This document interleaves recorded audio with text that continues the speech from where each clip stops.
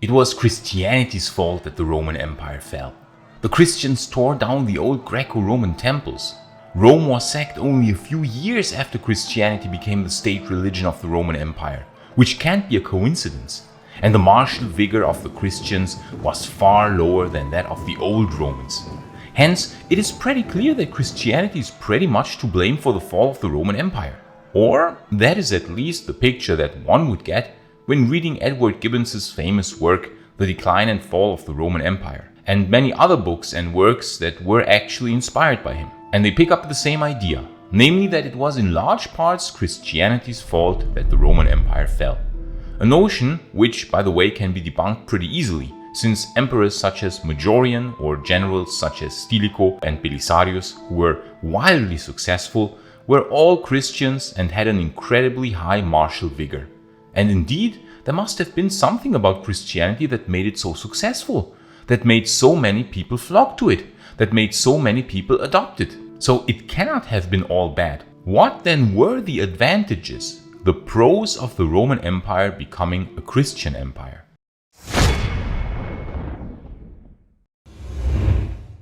If you watch some of my videos, you might get the impression that I'm an opponent of Christianity because I often lament how the old Greco-Roman temples and statues were often damaged by fanatic early Christians. And this is indeed true. Sometimes, indeed, fanatical early Christian zealots destroyed priceless artifacts of antiquity, such as the magnificent Serapion of Alexandria or other old Greco-Roman temples and statues. However, of course, we must keep in mind that these were the fanatical extremists, and there certainly was a much higher number of moderate Christians who certainly did not wish to tear down old temples. In fact, the Emperor Majorian himself, a Christian emperor, enacted laws to severely punish anyone damaging an old Greco-Roman temple or statue, a law which he enacted in 458 AD. So I want to try and not only talk about the downsides of Christianity in the late Roman Empire. Some of the downsides include the aforementioned destruction of priceless art of antiquity, many statues and temples were certainly damaged beyond repair, or the draconic laws that went as far as the death penalty for public Greco-Roman worship, or the burning of old valuable scrolls with priceless knowledge, such as happened under Justinian in Constantinople, or the polarization of society into two opposing camps, Christians and pagans, or the reuse of old temples for building material in order to build very often less splendid churches. These are important things to talk about, and yes, they might offend some people, but we have to keep in mind that early Christianity was an entirely different beast from today's Christianity. Today's Christianity is very moderate and mild compared to the often draconic laws of some early Christian emperors, who basically had at times turned the Roman Empire into an oppressive theocracy. However, in order to get the complete view, we must absolutely also talk about the positive aspects of Christianity for the Roman Empire, as there were also many. In reality, very seldomly only good or bad exists, and there are in fact many nuances. And so it is quite clear that this was also true in the case of the adoption of Christianity. It had pros and cons. And since I talked too much about the cons until now, admittedly, I wanted to make this video to present the pros. And if you are a Rome nerd like me, and chances are pretty high that you are if you are watching this video, then you might be interested in the incredible rings and other Roman accessories which the SPQR Shop is building. They make legionary rings, they make rings with different themes, they even make coin replicas, statues, pendants, attributes and terracottas. And the most incredible thing is that they handcraft every single piece. That's right, this is really high quality handcrafted material.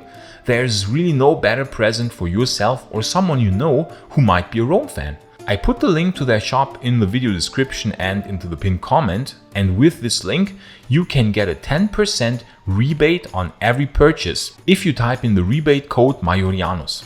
So go and check out their assortment, it's really quite incredible.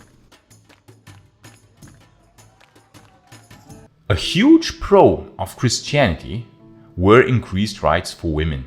I talked about that already in my last video here. Women had under Christianity not only more influence and could actually play an important role in the early Christian communities, but they enjoyed much more freedom with regards to giving birth. Giving birth was insanely dangerous in Roman times, and mortality amongst women was unfortunately always quite high, estimated to have been around 2.5%. Just imagine doing something where you have a 2.5% chance of dying. So under Christianity, women were now free to choose to take up vows of religious chastity and thus to evade childbirth. The Emperor Maiorianus actually issued a law against women taking up religious vows at too early an age, exactly for the reason that fewer Roman children were then born, and Rome was desperately in need of new Romans being born in those last years of the Western Roman Empire. In any case, we can see that here, Christianity gave women more rights regarding childbirth. Very often also, a gruesome practice was carried out in that many prostitutes were forced into abortion. And abortion practices in ancient Rome were really gruesome, as the ancient Romans did not view a fetus, no matter the age, as a living being. Hence, abortions were also carried out in the quite late stages of pregnancy. There are huge piles of fetus bones outside of many Roman cities, still to be found buried in the ground, bearing witness to this brutality. Under Christianity, this was regarded as a mortal sin, and so women, even prostitutes, could not be forced into abortion anymore. Naturally, thus, women were much more fervent adopters of Christianity than men for a long time. So Christianity was good for women, but that can't have been all the pros. And indeed, another shining example where Christianity had some immediate positive effects on the Roman Empire was the abolition of gladiatorial games. This very brutal practice was carried out throughout the Roman Empire for hundreds of years. Now sure, you might rightly say that most gladiators were trained professionals, yet still it is undeniable that even though many times only a small fraction of gladiators actually died in the arenas, that this was still a very gruesome practice, which needlessly killed men for spectacle, men which could have been quite useful on the battlefields of the empire, serving in the legions. Ironically enough, Stilicho actually successfully recruited many slaves and especially gladiators in order to defend Italy against Germanic invaders in the early 400s AD. We can imagine how many thousands of gladiators had needlessly died for sport throughout the centuries of the Roman Empire. Christianity outlawed all gladiatorial games and finally put an end to this brutal practice. In 403, the last official gladiatorial games were held in Rome when Emperor Honorius resided in the city for a few months. But the laws had to be enacted time and time again, and even under Valentinian III, the laws to abolish gladiatorial games were issued again in the late 440s. We can thus imagine that unofficially, these games still continued illegally for many more decades, well into the later part of the 5th century. However, they at some point really did come to an end, and this is indeed a big positive achievement of Christianity. When Belisarius was in Rome in 536 and 537 AD, the practice of gladiatorial games had not been carried out for a long time, as witnessed by Procopius of Caesarea, who had accompanied Belisarius. However, venatorial games, where venatores, the animal hunters, fought against wild beasts, were still continued and were still witnessed as late as the 520s at Rome in the Colosseum. Yet at some point that also came to an end, and this is again mostly Christianity's doing, as many Christian church fathers lamented this also brutal spectacle of venatorial games. Old habits die hard, but Christianity played a crucial role in ending that monstrous spectacle. Constantinople, for instance, did not even have a gladiatorial arena anymore, as Constantine wisely chose not to build one in the new capital. But Christianity also simplified the old Greco-Roman religion in some sense, as now there was only one God, which made religious practice a lot easier and more comprehensible. It also had a moral code ingrained which, in theory at least, taught people to behave according to a certain moral compass. Of course, in practice, this was not always successful, as some of the most violent tyrants of the late Roman Empire were Christians. But in general, it is still positive that now there were at least some form of moral guidelines that were easier to grasp for the general population than the often complicated Greco-Roman religion, with its often brutal gods that themselves did often not seem to adhere to moral guidelines. Also, it is thanks to Christianity that slavery lost more and more ground as time went by. In the early Eastern Roman Empire, slavery was still practiced, whereas in the later Eastern Roman Empire, this was practiced less and less, and it is very probable that Christianity also played a role here in ending this abominable practice. Slaves also had more rights under Christianity, and killing slaves was also seen as a mortal sin. In addition, nuns and monks played an important role in actually helping many people, something which did not exist yet as such in the times of the Greco-Roman religion. We can see beautifully, for instance, how the monks saved many people from certain death in the last years of the Western Roman Empire in the chaotic border provinces. Severinus of Noricum, for example, was a Christian monk who was active from the 450s to the 470s in the Western Roman provinces of Raetia and Noricum, and he and his monks negotiated with the barbarian invaders that had overrun these lands during those times in order to release hostages and find common agreements between the Germanic invaders and the Romans. Countless Romans were saved because of his actions, and that is why he is still regarded as a saint even today.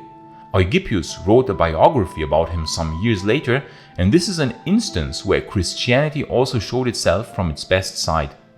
Then, many hospitals and charities were run by monks and nuns, and especially during the plague of Justinian, these selfless people took care of the sick as best as they could.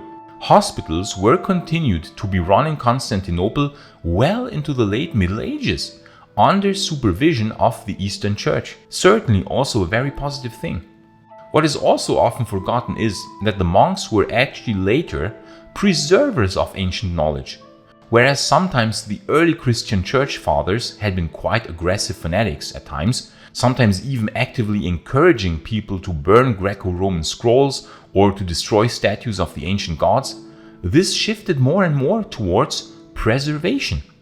As the Middle Ages started, and especially in the West after the fall of the Western Roman Empire, monasteries emerged where monks actually tried their best to preserve ancient knowledge, and they copied ancient scrolls from old authors such as Plato or Aristotle. So in an ironic twist, Christianity transformed from an anti-enlightenment movement to a preservationist movement. Later, the Cistercian monks became especially famous as preservers of knowledge and keepers of ancient technology.